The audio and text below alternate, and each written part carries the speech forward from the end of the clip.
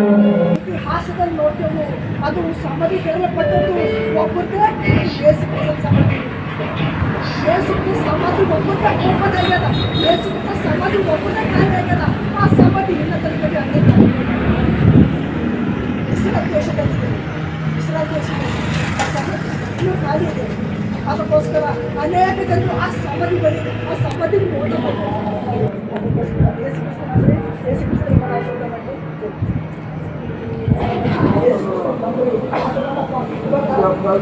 ಒಳ್ಳೆಯವರಿಗೋಸ್ಕರ ಪಾಪಿಗಳಿಗೋಸ್ಕರ ಪಾಪಿಗಳನ್ನು ನಾವೇ ಆ ಶಿಲ್ಪದ ಮೇಲೆ ಕಾಣಬಹುದು ಕೊಟ್ಟು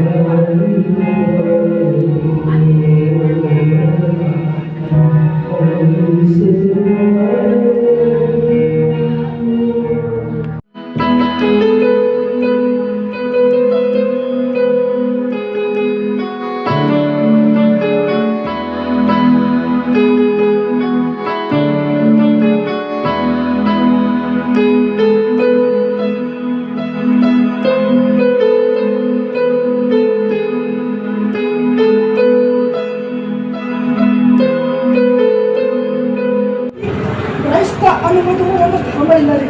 ಕ್ರೈಸ್ತ ಅನ್ನುವುದು ಒಂದು ಸಮಾಧಾನ ಇದ್ದ ಹಾಗೆ. ಕ್ರೈಸ್ತ ಯೇಸು ಕ್ರಿಸ್ತ ಈ ಲೋಕದಲ್ಲಿ ಬಂದಾಗ ವಿಷಯ ಧರ್ಮ ಮಾಡೋದಕ್ಕೋಸ್ಕರ ಬಂದಿಲ್ಲ. ಆತನು ಪಾಪಿಗಳನ್ನು ರಕ್ಷಿಸೋಕ್ಕೋಸ್ಕರ ಬಂದಿದ್ದಾರೆ. ಯೇಸು ಕ್ರಿಸ್ತ ವಿಷಯ ಧರ್ಮ ಮಾಡೋದಕ್ಕೋಸ್ಕರ ಬಂದಿಲ್ಲ. ಪಾಪಿಗಳನ್ನು ನರಕದಿಂದ ತಪ್ಪಿಸೋದಕ್ಕೋಸ್ಕರ ಬಂದಿದ್ದಾರೆ. ಯೇಸು ಕ್ರಿಸ್ತನು ಆತನನ್ನು ನಂಬಿದವರನ್ನು ಪರಲೋಕ ರಾಜ್ಯದಲ್ಲಿ ಯಾಕೊಂಡು ಹೋಗೋದಕ್ಕೋಸ್ಕರ ಬಂದಿದ್ದಾರೆ. ಹಿಂದಿನ ಕಾಲದಲ್ಲಿ ಅಂದರೆ ಯೇಸು ಕ್ರಿಸ್ತನು ಬರೋದಕ್ಕಿಂತ ಮುಂಚೆ ನಾವೆಲ್ಲರೂ ಪಾಪಿಗಳಾಗಿದ್ದೆವು. ನಾವೆಲ್ಲರೂ ದಾರಿ ತಪ್ಪಿದವರಾಗಿದ್ದೆವು. ನಾವೆಲ್ಲರೂ ಕತ್ತಲದಲ್ಲಿ ಜೀವಿಸುವಂಥವರಾಗಿದ್ದೆವು. ನಮಗೆ ಪರಲೋಕ ಅಂದರೆ ಅದು ಹಿಡಿತಿದ್ದಿಲ್ಲ. ಪರಲೋಕದಲ್ಲಿ ಹೇಗೆ ಹೋಗಬೇಕು, ಯಾರು ನಮಗೆ ಪರಲೋಕ ರಾಜ್ಯಕ್ಕೆ ಹೋಗ್ತಾರೆ ಅಂತೇಳಿ ನಮಗೆ ಯಾರಿಗೂ ಗೊತ್ತಿದ್ದಿಲ್ಲ.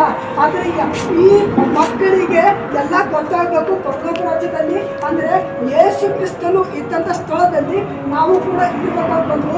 ಯೇಸು ಕ್ರಿಸ್ತನು ಆ ಸಿಂಹಾಸನ ಬಿಟ್ಟುಕೊಟ್ಟು ಆತನು ದೇವರು ಇದ್ದರೂ ಸಹ ಮನುಷ್ಯರ ರೂಪವನ್ನು ತೋರಿಸಿಕೊಂಡು ತನ್ನ ಮಹಿಮೆಯನ್ನು ತಾಳಿಕೊಂಡು ನರವತ್ತರಾಗಿ ಈ ಲೋಕಕ್ಕೆ ನಮ್ಮೆಲ್ಲರ ಪಾಪಗಳಿಗೋಸ್ಕರ